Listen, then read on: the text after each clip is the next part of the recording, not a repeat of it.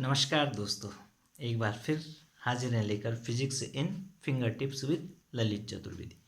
आज के वीडियो में हम आपको कैपेसिटर का संयोजन समझाना चाहेंगे कि किस प्रकार से कैपेसिटर्स को हम संयोजित कर सकते हैं। तो एक तरीका है श्रेणी क्रम और दूसरा तरीका है समांतर क्रम और तीसरा मिश्रित क्रम।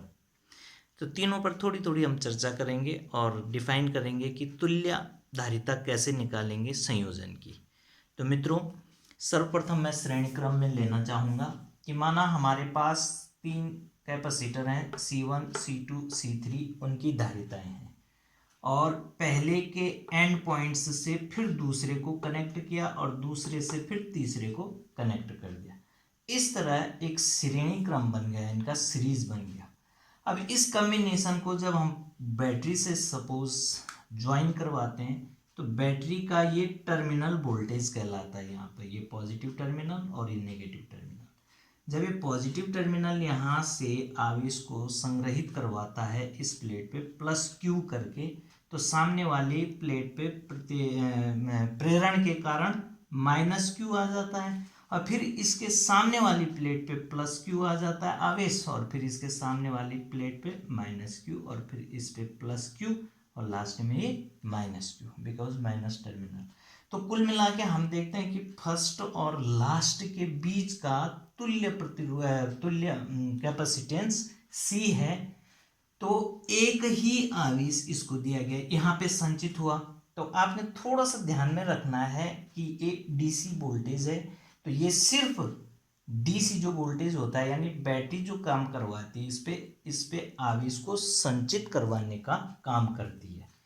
यानी इससे आवेश यहाँ पे संचित हुआ तो इसके टर्मिनल वोल्टेज पे जो कमी आती है फिर उसकी पूर्ति इसके अंदर केमिकल रिएक्शंस से होती है और आयन के ट्रांसफॉर्मेशन से इससे आयन नेगेटिव उधर को जाते हैं और उधर से पॉजिटिव इधर को आते हैं। तो पॉजिटिव टर्मिनल ये फिर आवेशित हो जाता है। इस तरह से जो लॉस ऑफ चार्ज जो इनको आवेशित करने में हुआ, जो इन पे स्टोरेज करने पे चार्ज गया टर्मिनल वोल्टेज का, वो फिर केमिकल रिएक्शन से वापस इसमें आ जाता है।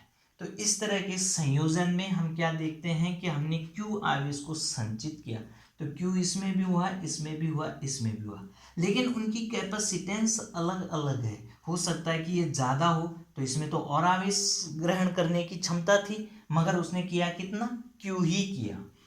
इस प्रकार हम देखते हैं कि इनके जो टर्मिनल्स जो है एंड पॉइंट्स हैं, एंड पॉइंट पे इस C1 के कारण एक पोटेंशियल डिफरेंस डेवलप हो जाता है V1 और C2 के कारण V2 और C3 के कारण V3। तो कुल मिलाकर जो हमारा टोटल पोटेंशियल है V, that is V1 plus V2 plus V3। अब फॉर्मूला है because Q is equal to CV, Q is equal to CV, तो सेम चार्ज है Q equal to CV, so V upon so Q equal to CV, तो C is equal to V upon Q। यहां पर से हम voltage equal to देखेंगे, sorry, because Q is equal to CV, so V is equal to Q upon C। अब इस total battery द्वारा जो आवेश के लिए जो इसके चार्ज स्टोर करने के लिए जो आवेश था वो Q था और कॉम्बिनेशन का मैंने कहा नहीं कि पॉजिटिव और लास्ट का नेगेटिव तो कंबाइन होके इनका तुल्य धारिता C बन जाता है, टोटल C। तो इस V और C और Q के कारण हम क्या बोल सकते हैं, V is equal to Q upon C is equal to V1 की जगह हम क्या बोलेंगे, Q अपॉन C1, मैंने कहा कांस्टेंट चार्ज है जो तीनों में आवेशित स्टोर हुआ। V2 is equal to Q upon CT and V3 is equal to Q upon C3। तो put the values of V1, V2 and V3, तो Q upon C1 plus Q upon C2 plus Q upon C3। तो across and पे जितना potential है वो इस potential के बराबर होना था। तो Q आ गया common, 1/c is equal to Q, यहाँ भी कॉमन आ गया 1/c1 plus 1/c2 plus 1/c3, Q से क्यू कट गया, तो 1/c equal to 1/c1 plus 1/c2 plus 1/c3। ये हमारा कम्बिनेशन का जो टोटल तुल्य धारिता बनी वो आ गई 1/c1 plus 1/c2 plus 1/c3। इसका मतलब जब हम श्रेणी क्रम में जोड़ते हैं तो व्युत्क्रम में रिजल्ट आता है। तो ज़्यादा अगर हमारे पास कैपेसिटेंस है और उनको कंबाइन करके हमें कम कैपेसिटेंस चाहिए तो उस केस में हम क्या देख रहे हैं कि 1/c बराबर 1/c1, उसका क्रम हम कैसा बना देंगे, श्रेणी क्रम बना देंगे। तो ये था श्रेणी क्रम कॉम्बिनेशन, जिसमें कि आपको मैं पूरा वीडियो दिखा देता हूँ लास्ट तक, ये देखिए कंप्लीट। ओके, नेक्स्ट हमारे पास आता है समांतर क्रम संयोजन।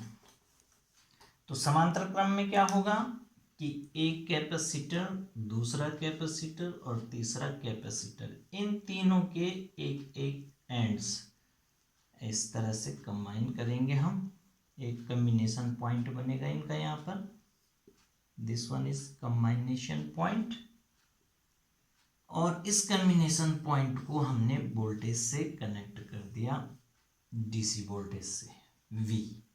This is C1, C2 and C3। अब जो इसने Q स्टोरेज का यहाँ पर से दिया तो यहाँ पर एक जंक्शन मिल गया, और उस जंक्शन से इसके अकॉर्डिंग, क्योंकि इनका एंड पॉइंट्स एक हैं तो एंड पॉइंट्स एक हैं तो कॉमन पोटेंशियल डिफरेंस होगा। पोटेंशियल डिफरेंस कैसा होगा, कॉमन होगा।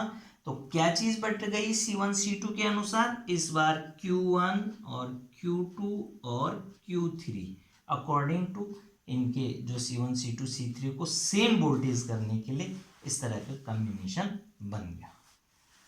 अब वोल्टेज सेम है, अब इसका डिस्ट्रीब्यूशन हो गया अकॉर्डिंगली योर कैपेसिटेंसेस, ताकि पोटेंशियल सेम बन जाए। तो thus we can say Q is equal to Q1 plus Q2 plus Q3। From here माना कम्बाइनेशन का धारिता C है तो Q equal to CV, Q is equal to CV is equal to Q1 equal to C1V plus C2V plus C3V।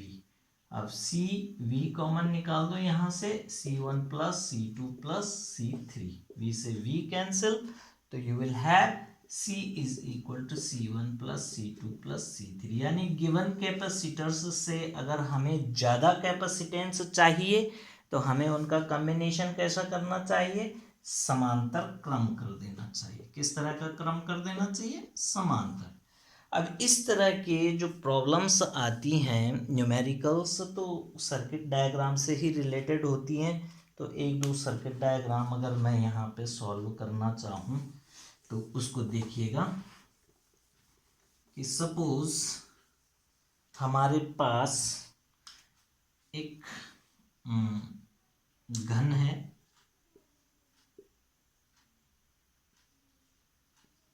इस तरह से,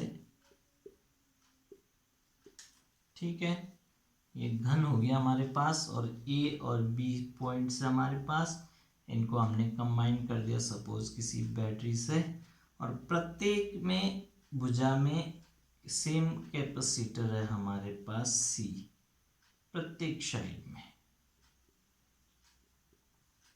तो इसको समझने के लिए हमने देखना है कि इस वोल्टेज से इस जंक्शन पे माना प्रत्येक का C है धारिता, C फैराड है, माइक्रो फैराड है, वट एवर। तो अकॉर्डिंग टू दिस यानी पोटेंशियल V है। इधर चाहे तो हम इस डिस्ट्रीब्यूशन का अगर मतलब निकालें तो फर्स्ट वाले पार्ट में ये गया, एक साइड ये गया, एक साइड ये गया, एक साइड ये गया। पहली साइड देख लिया हमने, तीन साइड में, तो एक साइड, दो साइड, तीन साइड, और इसमें हमने इस तरह से कैपेसिटेंसेस बना दी। ठीक है।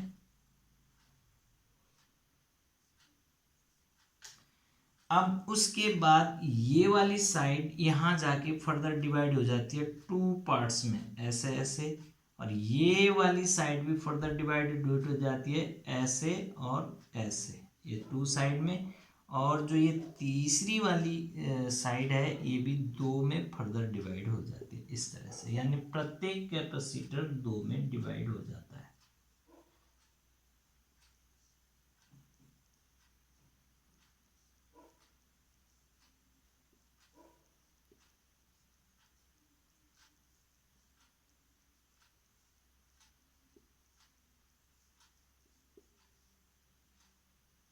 ठीक,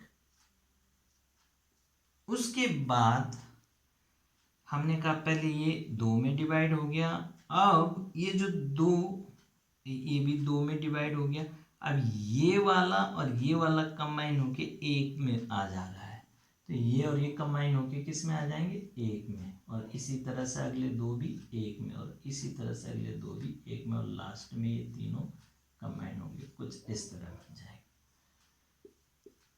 अब हमें डायरेक्ट फॉर्मूला पता है, तो हम फर्स्ट ऑफ ऑल इन तीन को देखेंगे कि ये पैरेलल कॉम्बिनेशन है, फिर ये 6 पैरेलल कॉम्बिनेशन है, और फिर ये 3 पैरेलल कॉम्बिनेशन है, और लास्ट में इनका अगर एक एक बना दें हम ऐसे, तो बाद में क्या आ जाएगा, ये सीरीज कॉम्बिनेशन आ जाएगा। क्या बन जाएगा, सीरीज कॉम्बिनेशन। अगर मैंने कहा सी सी सी है, तो वो 1 2 3 पैरेलल कॉम्बिनेशन में C = C1 + C2 + C3 है, तो 1C 2C 3C हो गए, तो ये 3C हो गया, और 1 2 3 4 5 6 हो गया, तो 6C, और 1 2 3 3C।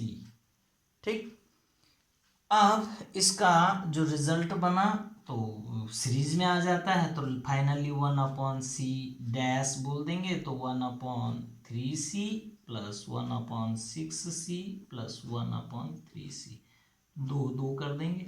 1/C = 3 दूनी 6, 3 दूनी 6, 2 और 2 4 और 1 5, 5/6C, तो उल्टा कर देंगे, C' =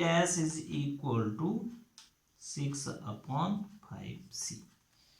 इस तरह से हमारा एक कॉम्बिनेशन बना, और इसको आपने कैसे समझा, ये सीरीज कॉम्बिनेशन और पैरेलल कॉम्बिनेशन कंबाइन कर दिए हमने, और आपने इसका रिजल्ट समझ लिया।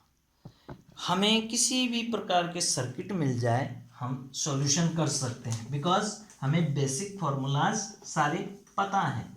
जब बेसिक फार्मूला पता होते हैं तो आप किसी भी कॉम्बिनेशन को कर दीजिए। सपोज एक इस तरह का क्वेश्चन आता है,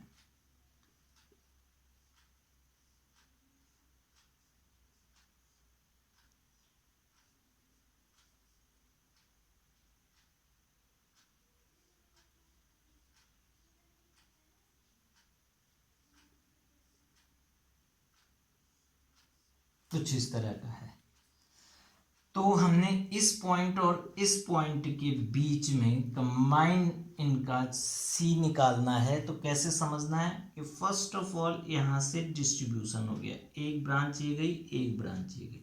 अब ये वाली ब्रांच और ये वाली ब्रांच दोनों किस में आ गए, सीरीज में। कैसे आ गए, सीरीज में। अब यहाँ से जाने के बाद यहाँ पर से फर्दर डिवीजन हो गया, तो ये दोनों आ जाएंगे किस में, पैरेलल कॉम्बिनेशन। अब ये सीरीज में, ये पैरेलल में, और उसके साथ ये जो आ जाएगा वो सीरीज में आ जाएगा। तो सपोज हमने कहा कि ये 2 माइक्रोफेरड और ये 2 माइक्रोफेरड, दिस इज 1 माइक्रोफेरड, और दिस इज 1 माइक्रोफेरड, 1 माइक्रोफेरड। ठीक, ऐसे ही हमने सोच लिया इनकी वैल्यूज। तो अब देखिए आप, फर्स्ट ऑफ ऑल हम इन दोनों को सॉल्व कर देंगे, तो 1/2 + 1/2 यानी 2/2, तो इसका कंबाइनेशन कितना आ जाएगा, 1 माइक्रोफेरड। ये 1 है ही। अब ये दोनों किस में है, सीरीज में पैरेलल में है, तो 1 और 1 कितना हो गया, 2 हो गया। इस तरह से ये 2 माइक्रोफेरेड पैरेलल का कॉम्बिनेशन 1 + 1 2 हो गया। अब उसके बाद हमने क्या देखा कि यहाँ से जो डिस्ट्रीब्यूशन हो रहा है, इधर आवेश सेम उसमें है पाथ में, और यहाँ ये डिस्ट्रीब्यूटेड हो गया, तो इट मीन्स ये दोनों किस में आ जाएंगे, सीरीज कॉम्बिनेशन में। और देन ये इनका जो कॉम्बिनेशन होगा इसके साथ कैसा आ जाएगा, पैरेलल आ जाएगा। तो 1/1 + 1/2 इज इक्वल टू 3/2। तो 1/c is equal to 3/2, so c is equal to 2/3। अब इनका कॉम्बिनेशन 2/3 आ गया। अब टोटल जब हम निकालेंगे तो टोटल क्या आ जाएगा कि c इज इक्वल टू 2/3 + 1, तो 3 × 1 = 3 + 2 इज इक्वल टू 5, 5/3 माइक्रोफेरेड। तो 5/3 माइक्रोफेरेड। इस तरह के जैसा भी क्वेश्चन आ जाए, एक सीरीज ऐसे भी बन जाती है इसकी, कैसा भी क्वेश्चन आ जाए आपके पास, आप वेरी इजीली सॉल्व कर देंगे। सपोज हमने यहां से स्टार्ट किया,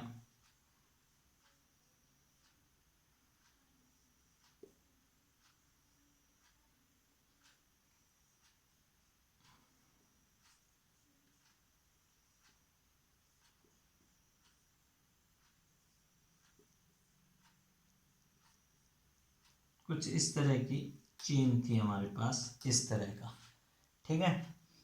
तो हम यहाँ से स्टार्ट करेंगे, इस पॉइंट को पॉजिटिव चार्ज मिला और इसको नेगेटिव, और इसके बीच तुल्य धारिता निकालनी। तो कैसे करेंगे हम, यहाँ से यहाँ गए, यहाँ फर्दर डिवाइड हो गया, फिर यहाँ से यहाँ गए, यहाँ फर्दर डिवाइड। तो हमें 1, 2 और 3 किस क्रम में लग रहे हैं, सीरीज में। कैसे लग रहे हैं ये, 1, 2, 3 सीरीज में, और उसके साथ ये कैसे जुड़ जाएगा, पैरेलल। और फिर ये और ये और ये सीरीज में, और इसके साथ पैरेलल, और फाइनली ये तीनों सीरीज में आ जाएंगे, ठीक। तो सपोज हमने कहा कि ये सीरीज में है, ये 3 माइक्रोफेरेड है, ये 3 माइक्रोफेरेड है, और ये 3 माइक्रोफेरेड है। ये भी चलो 3 माइक्रोफेरेड, और ये भी 3 माइक्रोफेरेड, और ये भी 3 माइक्रोफेरेड, और ये भी 3 माइक्रोफेरेड, ये भी 3 माइक्रोफेरेड, और ये भी 3 माइक्रोफेरेड। तो सबसे पहले इन तीनों का कॉम्बिनेशन कर दें अगर हम, तो कितना आ जाएगा, 1/3 1/3 1/3, यानी 3/3 यानी 1। तो कंबाइन करके कितना आया इनका रिजल्ट, 1 माइक्रोफेरेड, ठीक हो गया। अब 1 माइक्रोफेरेड इसका आ गया, और 3 इसका है, 1 इसका है, और 3 इसका है। तो इन तीनों को कंबाइन कर देंगे, तो 3 1/3 1/1 1/3। तो 3/3 करने के लिए तो 3 और 1 4 और 1 5, 5/3, और फिर 5/3 इसके साथ कैसा कॉम्बिनेशन आ जाएगा, पैरेलल कॉम्बिनेशन। तो ध्यान दीजिएगा,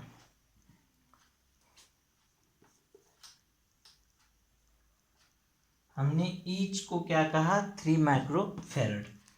अब इन तीनों को हमने सीरीज में कर दिया, तो 1/3 + 1/3 + 1/3 यानी 3/3 यानी 1। तो इनका रिजल्ट आ गया जी 1, और वो 1 इसके साथ कैसे जुड़ जाएगा, समांतर क्रम में, क्योंकि डिस्ट्रीब्यूशन यहाँ से आवेश का हुआ था, यहाँ पर जंक्शन था। अभी 3 + 1 पैरेलल कॉम्बिनेशन, तो इसको चलो 2 बना देते हैं हम, ज़्यादा अच्छा रहेगा। इसको भी हम 2 बना देते हैं, आसानी आ जाएगी।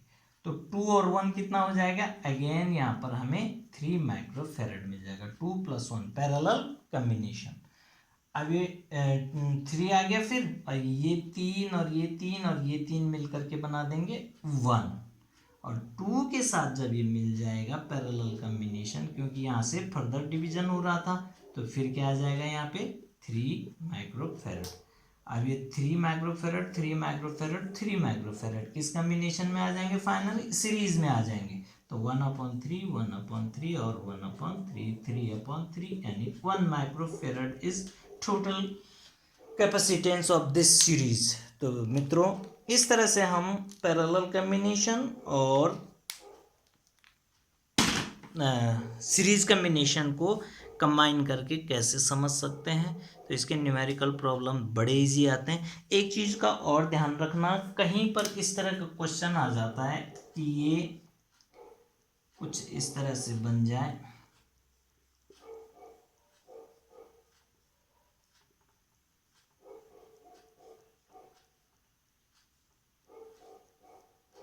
इस तरह का कॉम्बिनेशन।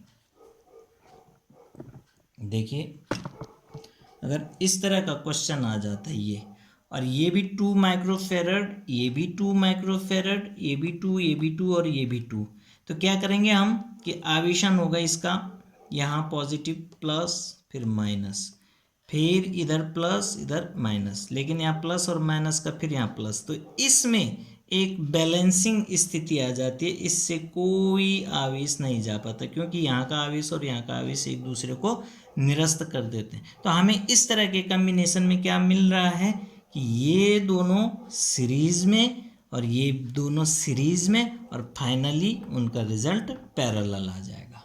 तो सीरीज सीरीज और देन पैरेलल। तो इस तरह का क्वेश्चन भी आता है, जब ये सब समान रहते हैं तो ये बैलेंसिंग पोजीशन वाली स्थिति है। तो आप किसी भी तरह के न्यूमेरिकल सॉल्व कर सकते हैं। तो मित्रों आज इतना ही, और कॉम्बिनेशन के बाद हम इसकी ऊर्जा बताएंगे आपको कि कैपेसिटर की ऊर्जा कैसे फाइंड आउट करते हैं। Thank you.